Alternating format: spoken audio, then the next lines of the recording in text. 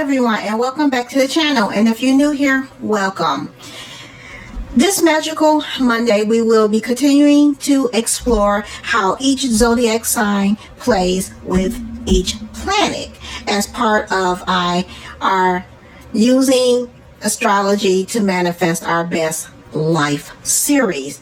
But before we get started, please like, comment, share, subscribe, and don't forget to hit the bell notification so you will be notified each time I upload a new video. This week we will be exploring the sign of Virgo. Virgo runs from August 21st to September 20th. So at the time of this video, we are currently in Virgo season. So happy Virgo season to all of my Virgos, whether you are a Virgo rising, sun, or moon. Happy Virgo season. Enjoy your season. Virgo is represented by the image of the Virgin. It is a earth sign. It is a mutable sign. And the ruling planet for Virgo is Mercury. Some characteristics of Virgo are Virgos can be very analytical, observant, helpful, and reliable. They could be very precise, but also can be skeptical. They can be very fussy. They may even have a little bit of OCD. They can be inflexible. Hence, earth signs. Earth signs can be they're not movable. They could be sometimes they can be very cold with their approach. They are diligent, self-sacrificing. They can be a bit of a worrywart. Can be very modest as well. They can be very organized. They like to have everything in order. Like I said, they may have a tendency to be a little bit OCD, but not very OCD. They may come across shy and quiet. They like to have a routine. They can be very practical as well. And they are inventive. Those are just some characteristics for the sign of Virgo. Now let's move on into how Virgo plays with each planet. A Virgo moon, you can get a lot of pleasure from sorting out other people's problems. So you kind of, like to insert yourself in other people's lives to try to help fix their problems. Or these people might come to you, if you have a Virgo moon, to help solve their issues. So they might come to you for advice. You can be very self-critical, so you can be very hard on yourself.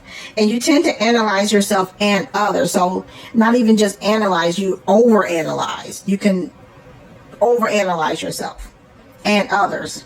You don't feel comfortable when there is disorder. So if you have a Virgo moon, you like things to be in order. Everything has to have its home. Everything has to be in its place, in its home. So that is Virgo and Moon. The ruling planet for Virgo is Mercury. And if of course, if you are a Virgo, Mercury rules your sign. You're very logical and critical, and you catch on to things quickly. So you're a fast learner and have a common sense approach. Not always confident. You may lack a little bit of a confidence, but you feel obliged to check things again and again and again before making a decision, which sometimes is a good thing. You like to be sure before you jump into something. So checking and rechecking sometimes is a good thing, but also it might be a bit of a hindrance because it keeps you from stepping out of your norm. So that is Virgo in this planet Mercury. A Virgo Venus, you tend to be cautious about falling in love and can be very critical, preferring to play it safe. You feel it it is better to be safe than sorry. So you're very cautious when it comes to love. You protect your heart at all costs. You might be a little bit, I will say, a little bit skeptical. Love might not be your, on the forefront of things, of your mind. But when it comes to love, and you have a Virgo Venus, Virgo shows up in Venus, you're very cautious. You have a very cautious approach when it comes to love. You do not fall in love very easily. That's for sure. You don't fall in love very easily. And it's hard for someone to really, really approach you and really break the ice with you. So that is Virgo Venus. Virgo Mars, you tend to focus your energy on small details. You take on a lot of things at once. Although you have staying power, you're restless. So not only do you like to multitask, you like to stay busy.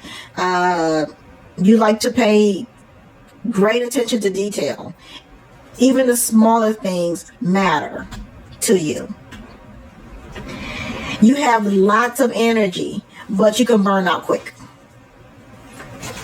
And you can become bored quickly. So you like to have things going, but once you get bored, you kind of like will push that to the side to try and do something new. So that is Virgo and Mars. Virgo and Jupiter.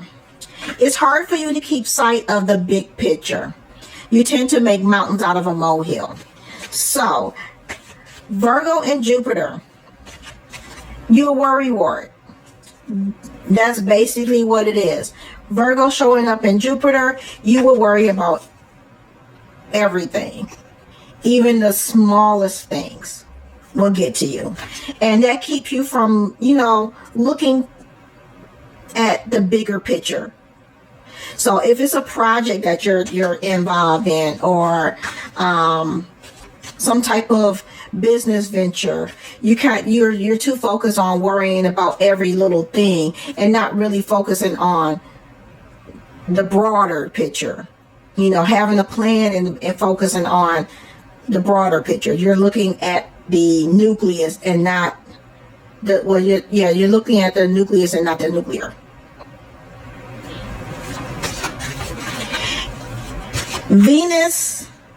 Virgo and Saturn. Virgo and Saturn. You are an industrious and efficient worker. You pay keen attention to detail and are excellent at making and carrying out intricate plans. Sometimes you get too involved in the minor details. Here is another example of getting too involved and the cost of paying too close attention to every minute detail. You're a very hard worker, and being a hard worker, you're able to finish tasks. You're very studious. Like I said, you pay attention to every detail. You make sure things are working accordingly. Things are going to plan accordingly. And sometimes you get a little bit too involved in the little details. You get a little bit too involved with those details, and that could, hinder you finishing projects or even starting projects because you're too caught up on, the minor things and not really looking at the bigger picture.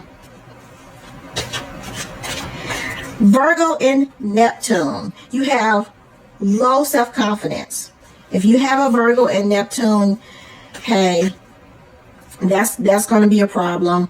You have very low self-confidence and leading to a feeling of discontent with yourself. So having that low self-confidence showing up, you have You're not happy with where you are. So say you have a job right now that you, in the beginning, that you loved, you thought you're going to fall in love with, and now you're looking at things, you're paying attention to every little detail, and every little detail you're more and more falling out of love with that job, and it's making you like not like yourself. Or even in relationships, you might be, having your low self-confidence can have you entering into certain type of relationships that don't serve your highest and greatest good. It doesn't bring out the best in you. So if you have a Virgo and Neptune, I would, that's something that you would work on. Having low self-confidence, that is definitely something that you will work on to try to boost. Because having low self-confidence is crazy. It could stop you from doing a lot of things. It has you second guessing yourself and your capabilities, and that could drive you crazy. Now, Virgo and Uranus. You can analyze and research very well. You are original in your approach to any problem or project. The influence of Uranus can make you more unconventional than Virgo is typically known to be. So you could probably act like an Aquarius, you're like thinking outside of the box. You have a very unique approach to how you solve issues, solve problems, to different projects, or just in general. You have a different approach to a view, not only approach, but a view of things when you have a Virgo and Uranus. So you almost act like the quirky, outside of the box Aquarius. That's the only thing I could really equate that to, like, because you're an original. You have you have an original thinking. You have unique thinking. You have such a different approach. So I hope you like this video. Please don't forget to like, comment, share, and subscribe. And I will see you guys in the next one. Bye.